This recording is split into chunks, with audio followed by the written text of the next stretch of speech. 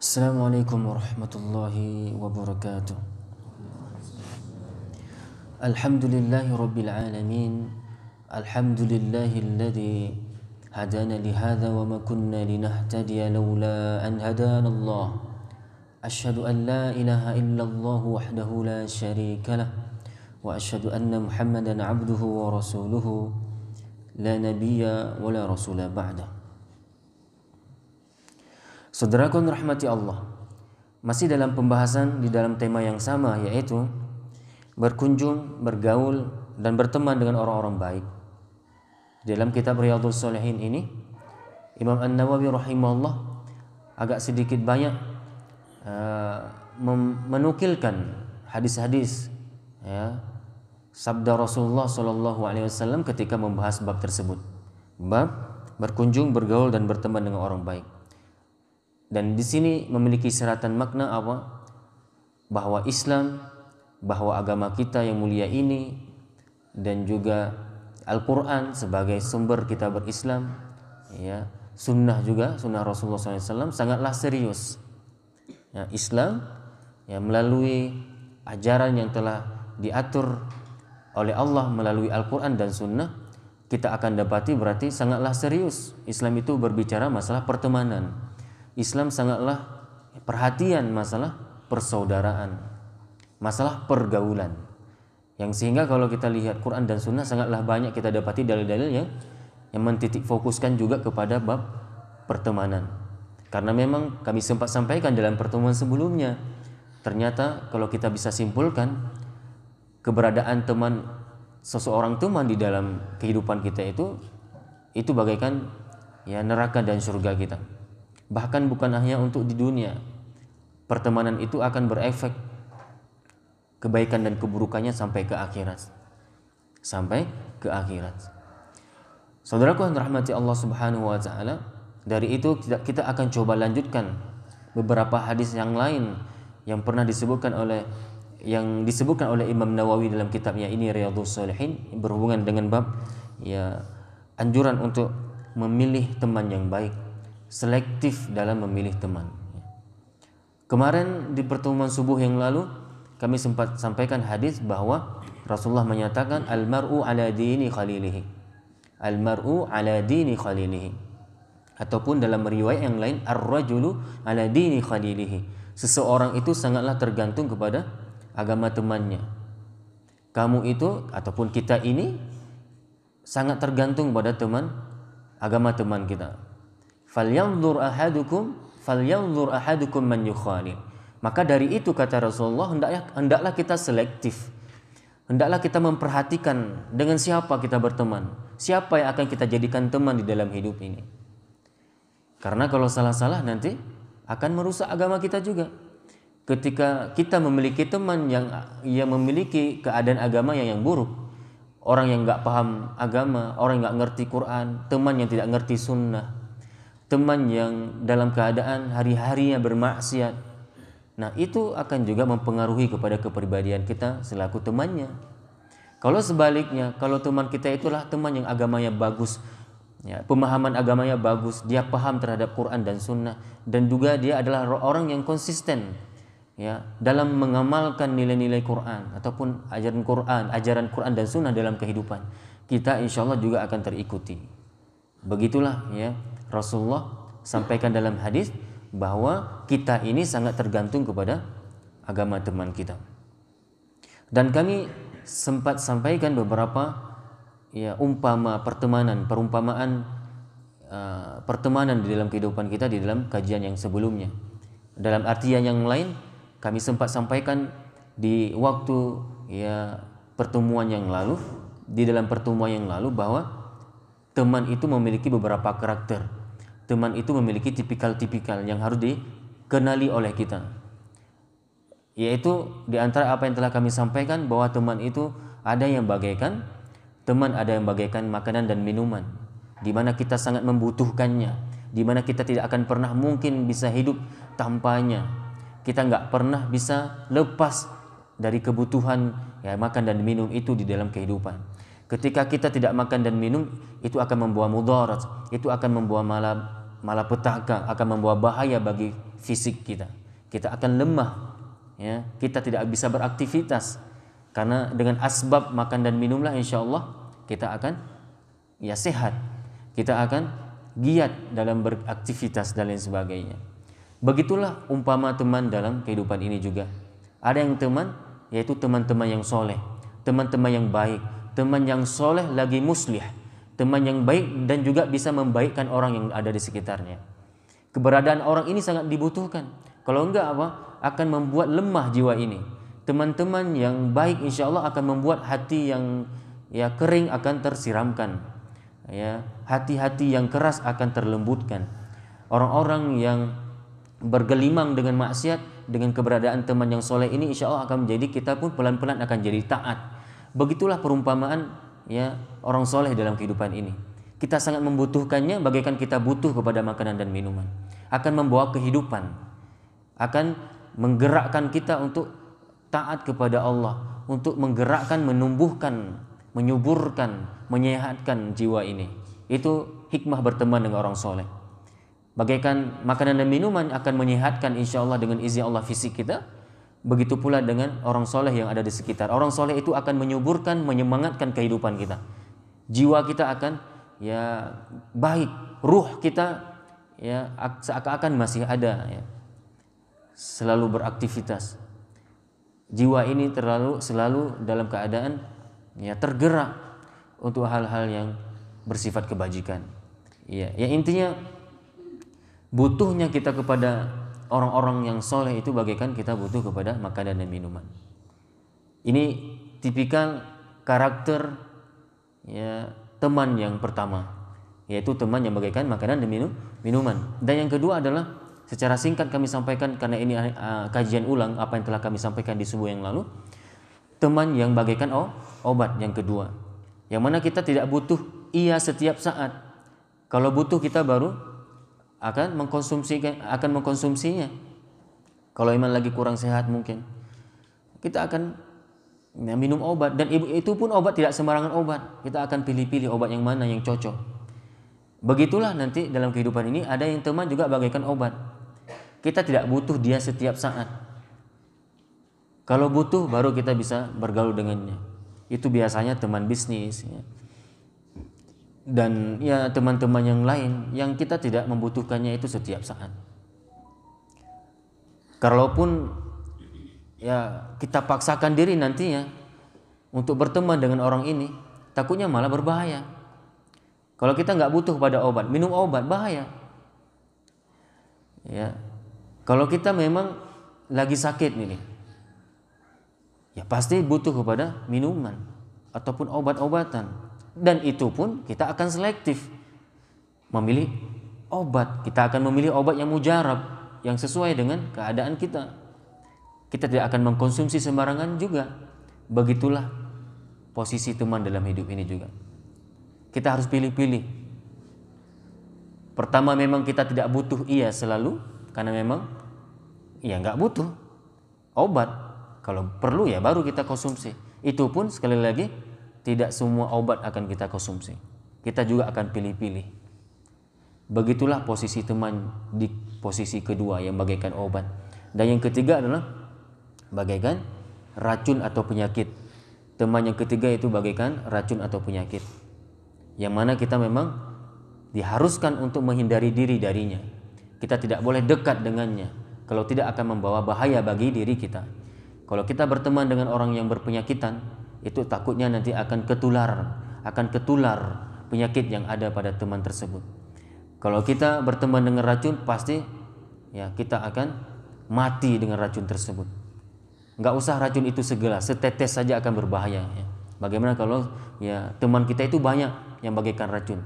Toh satu saja teman bagaikan racun, kalau kita jadikan dia teman akrab akan membahayakan kita. Bagaimana teman racun itu lebih banyak, bukan satu, banyak sekali. Pasti akan membuat ya kita ini mati, teracuni oleh kejahatannya, akan teracuni oleh maksiatnya. Maka orang-orang seperti ini pasti harus dihindari.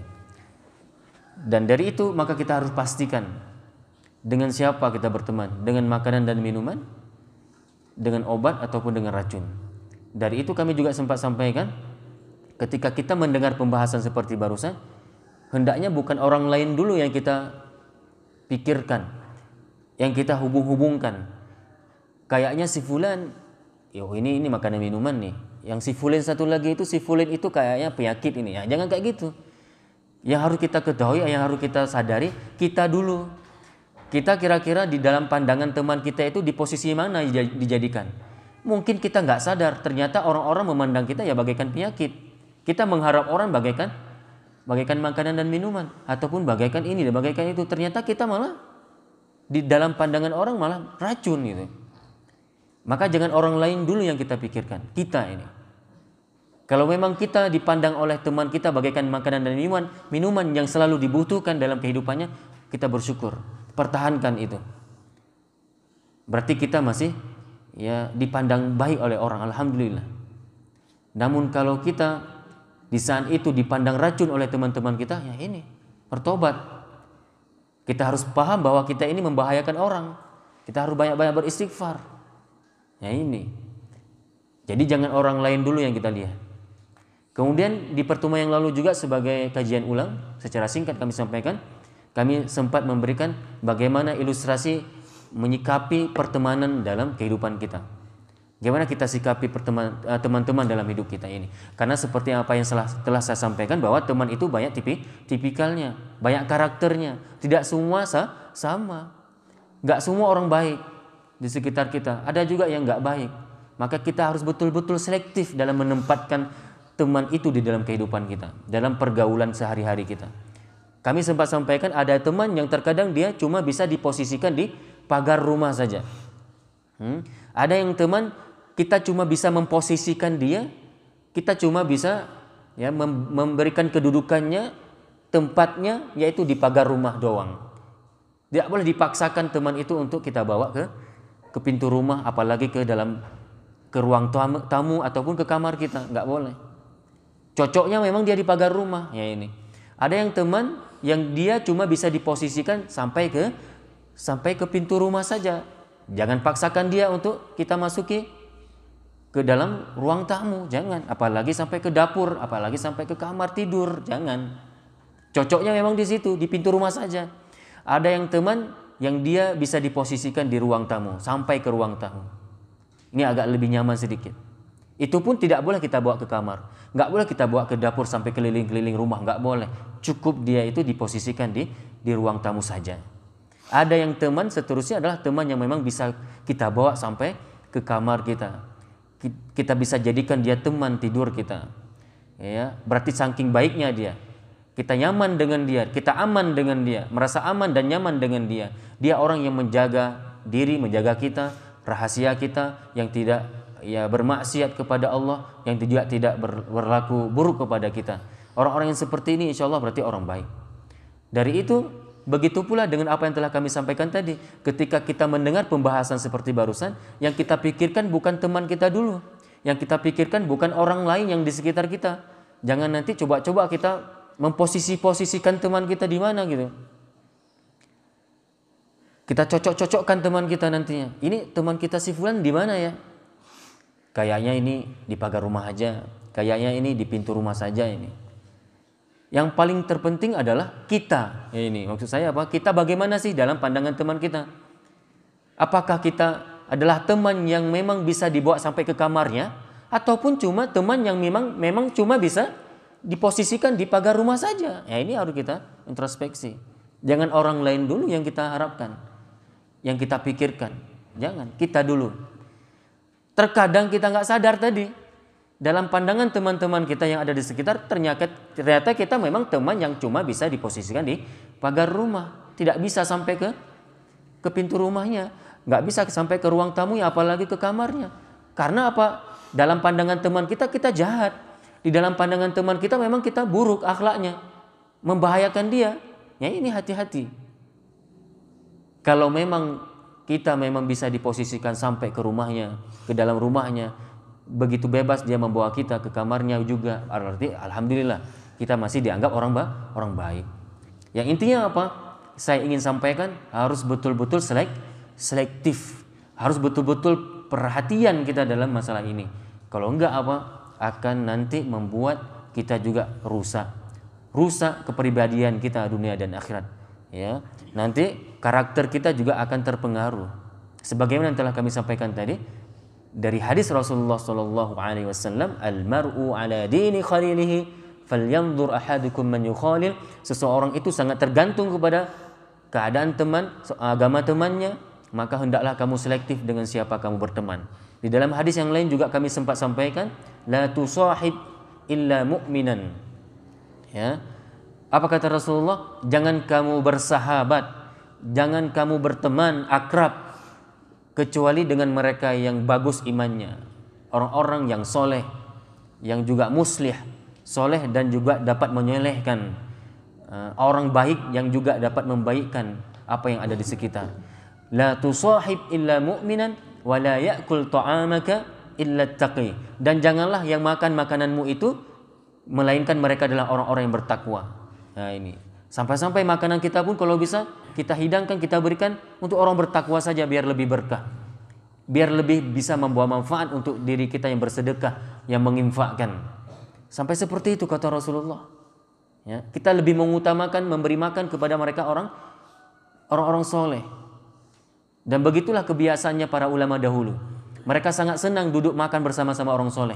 Sampai-sampai di antara mereka ada yang mengatakan, duduk makan bersama orang soleh lebih aku sukai daripada salat sunat 100 rakaat.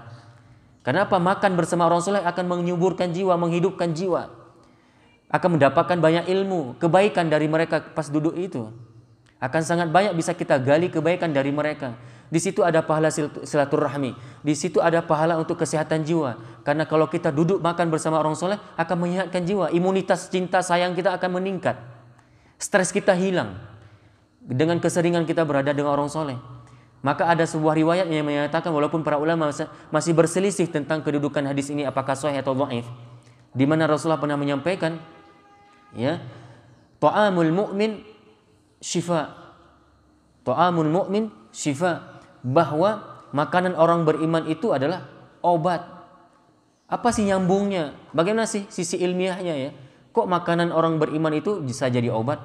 Iya. Kita dalam keadaan sakit, di saat itu kita dikunjungi ataupun sama-sama makan bareng bersama orang-orang baik. Di saat itu nanti kita akan berbicara baik-baik. Kita akan didoakan yang baik-baik. Dengan kita bertemu dengan orang soleh, pasti senyumnya mereka, wajah mereka menceriakan kita. Di saat itu nanti imun kita jadi meningkat. Biasa hilang sakit kita. Sangat logis itu. Begitu pula sebaliknya, lagi sakit orang yang di sekitar kita, orang-orang yang kita benci.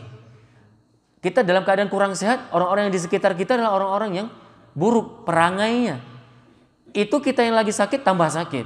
Bahkan kita yang gak sakit, bertemu dengan orang seperti itu stres jadinya, kepikiran, beban, jadi sakit juga kan? Padahal kita sehat. Ini sangat logis kalau saudaraku yang dirahmati Allah Subhanahu wa taala. Maka begitulah kata Nabi, la tusahib illa mu'minan wa la ya'kul ta'amaka illa taqi. Janganlah engkau berteman, bersahabat. Di sini coba kita perhatikan Rasulullah membahasakan la tusahib. Berarti apa? Tidak hanya pertemanan biasa. Jangan kamu jadikan seseorang menjadi teman akrabmu. Nah ini.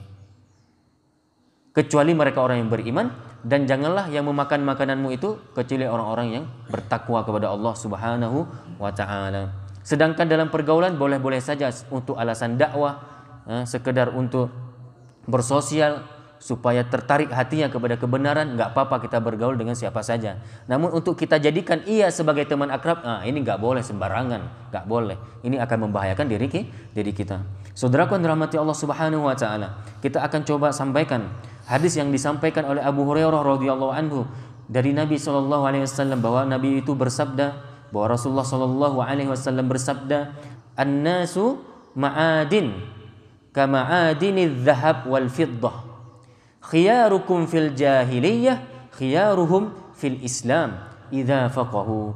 Wal arwahu junudun mujannadatun fama ta'arafa minha iktalafa wa matanakara minha ikhtalafa." Apa kata Rasulullah? An-nasu ma'adin. Manusia itu adalah seperti barang tambang. Nah ini, manusia itu diumpamakan oleh Rasulullah bagaikan barang tambang. Apa saja barang tambang? Emas, kan? perak mungkin. Nah, jadi manusia itu diumpamakan oleh Rasulullah bagaikan barang tambang, yaitu seperti tambang dan perak. Kama adinidz dzahabi wal fiddah. Ya. Khiyaruhum fil jahiliyah. Khiyaruhum fil jahiliyah, yang terbaik di antara mereka pada masa jahiliyah, khiyaruhum fil Islam. Maka dia adalah orang yang paling baik pada masa Islam jika mereka idza faqahu, jika mereka memahami ajaran Islam. Jadi orang-orang di masa jahiliyah dia orang terbaik. Ya ini. Di masa jahiliyah, di masa hidupnya Nabi belum datang, dia bisa menjadi orang baik walaupun dia belum Islam. Itu biasanya kalau udah masuk Islam akan lebih baik keadaannya. Itu maksudnya. Sebelum masuk Islam saja, sebelum dia hijrah, ya ini bahasa kita hari ini ya. Sebelum kita hijrah kepada kebenaran, nampak memang kita ini adalah orang terbaik di antara kawan-kawan kita. Kita orang memiliki kecerdasan, kita orang yang memiliki kebijaksanaan, kita orang yang memiliki kepribadian yang juga lumayan baik daripada teman-teman yang lain. Ataupun kurang buruk bahasa lainnya, kurang jahiliyah daripada teman-teman kita yang lain. Biasa orang seperti ini kalau masuk Islam, keadaan Islamnya akan lebih baik kalau apa? Kalau dia memahami ajaran Islam. Tapi maka orang hijrah, orang yang telah jahiliyah, ya orang yang sedang berada dalam jahiliyah ataupun pernah jahiliyah, kemudian dia berhijrah kepada yang lebih baik. Setelah hijrah dia tidak memahami agama Islam, maka sama saja bagi dia. Islamnya tidak baik juga. Kayak orang Islam ataupun orang kafir masuk Islam, mu'allah masuk Islam. Namun setelah masuk Islam dia tidak memahami agama Islam, ya biasa aja jadi. Namun kalau dia masuk Islam, dia pelajari, ya dengan syarat apa? Dia dalami pemahaman Islam ini, dia dalami tentang Islam ini, insya Allah keadaan Islamnya, keadaan agama akan lebih bagus. Kenapa? Toh dia waktu masa jahiliyah pun orang baik. Ya ini. Kemudian Rasulullah juga melanjutkan, wal arwahu junudun mujannadatun. Dan ruh-ruh itu bagaikan apa ruh? Ruh bagaikan pasukan yang berkelompok-kelompok.